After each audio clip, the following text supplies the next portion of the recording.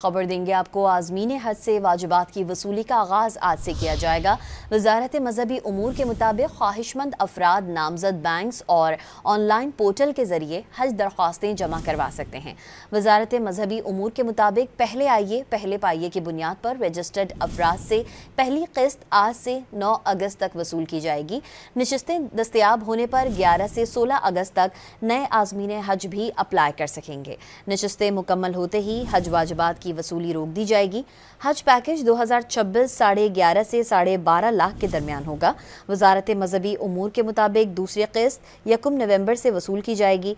दोबारा हज करने और उम्र की बलाई हद की पाबंदी भी खत्म कर दी गई है। आज़मीन हज से वाजिबात की वसूली का आगाज़ आज से किया जाएगा। वजारत मजहबी उमूर के मुताबिक ख्वाहिशमंद अफराद नामजद बैंक्स और ऑनलाइन पोर्टल के जरिए हज दरख्वास्तें जमा करवा सकते हैं।